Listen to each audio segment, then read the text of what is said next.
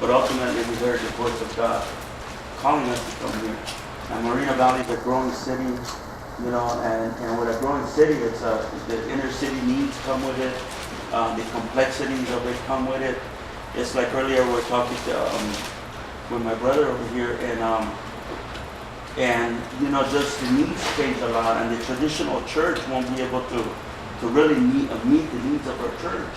And I know, even as Victory Outreach, I got to protect our values as a ministry, and so do you, and doctrines that we hold on to. But ultimately, we have to find different ways of reaching our community. Where the way we were, just say coming up in the church like 20 years ago, it's changed the way we do church.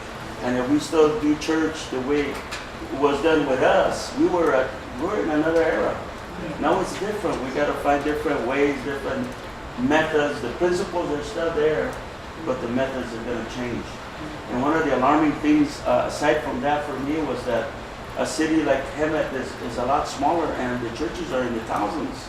And yet, with our city, it seems like it's hard. The biggest church, 800, 500, and even that, they go like 8 to like 6, and they go back up again, and it's kind of hard. I mean, even the Christian schools that the bigger churches had, now they're non-existent no more. And I think only 1 or 2 are still there, because the complexities that come with it. We're getting to be an inner city, and so we need to meet those needs. And I'd be a fool to think that Victory Outreach alone can reach the entire city, 200,000 people. Now our church, we target what we call the treasures of the darkness. People come from a gang background, drugs background, dysfunctional homes, and so forth. But also their families. Their families are also hurting.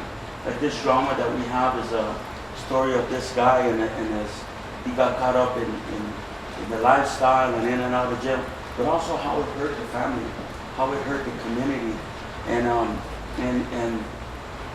that's what we do. Not only them, but their families. But we need to network. We need resources of other people. We need to know what this church is doing, what the other church is able to do, and so forth, because that's one of the questions that were asked on Saturday. Okay, so this particular church that's here, actually 3 churches that are kind of like in the same vicinity, well, we have this area, and it's a troubled area, but what do we do after we reach them? Well, that's where the resources come in. What is it that the church can do? And I think that the church is packed with resources and people that are willing to do things. I remember one time I was talking to a bunch of police officers, and one of the questions was asked, now, Pastor, we see you in the city a lot, in the neighborhoods a lot, and how are you funded? Well, I said, tithes and offering. But Victory Outreach, don't you guys reach like gang members, drug addicts? Yeah, but see, when God does something inside of their lives, but don't they have a hard time getting jobs? But don't you understand that when God gets a hold of somebody, that person is now a contributor, no longer a taker anymore. And they stay there scratching their heads. How do you do it? Well, I don't have all kinds of money, but we do have a heart. And I think every church also has an anointing.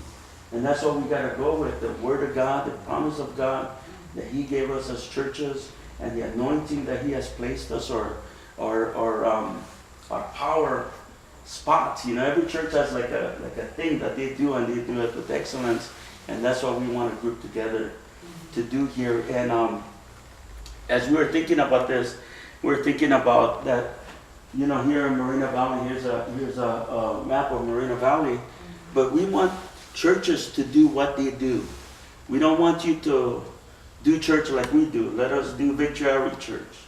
I don't want to do church like you. You do what you do, and you do what you do. And with this, we're going to have a flyer, kind of like similar to something like this. This isn't the flyer, but we're going to be promoting, like we're already in the city website. We already put up, we're in the 4th of July parade. But the event is going to be on October 1st. And prior to that, we're going to do a month-long crusade.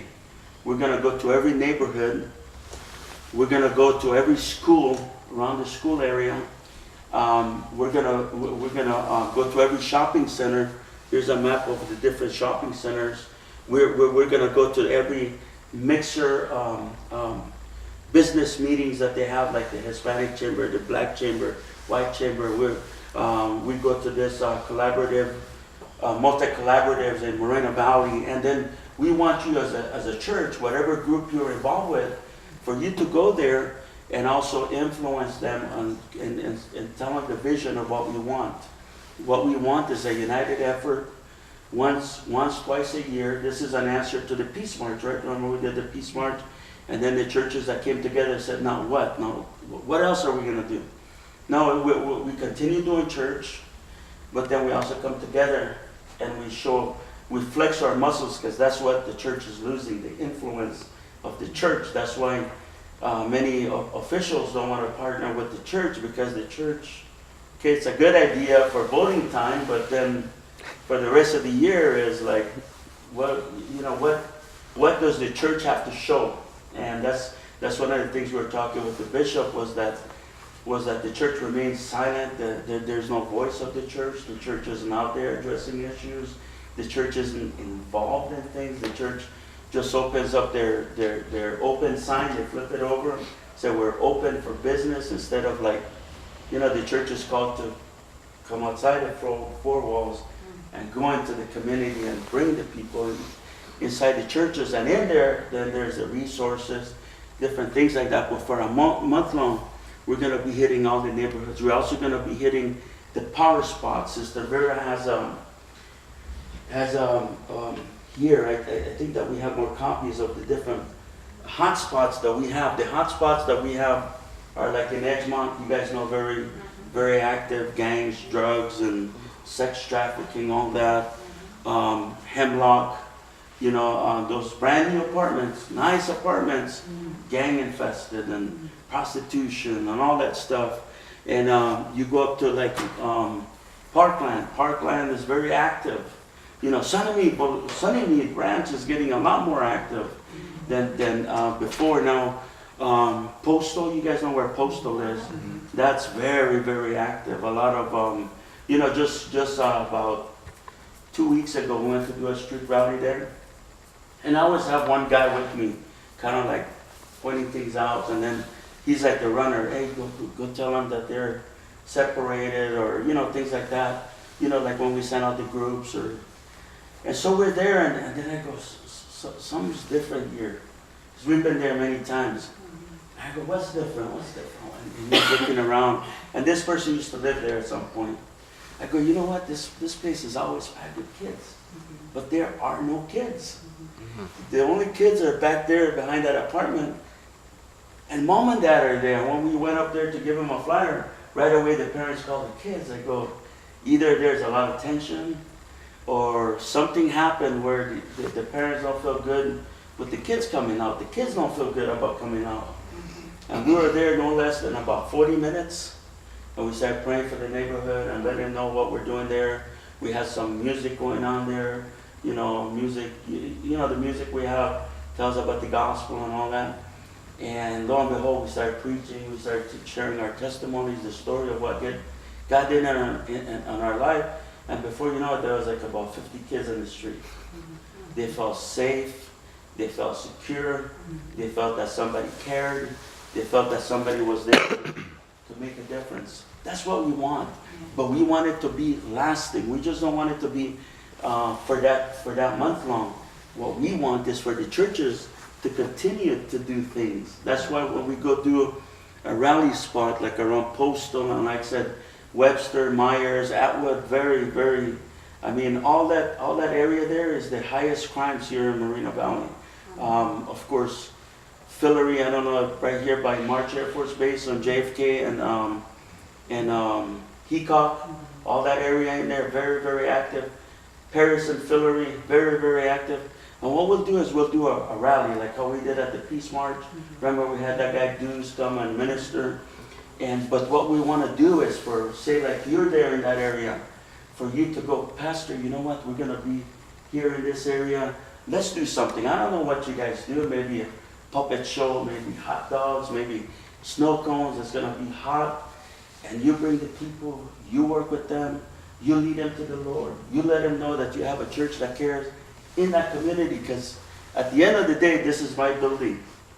But you're over there in that area. So you're the one that's meeting those needs. You're the one that's getting that call at 2 in the morning.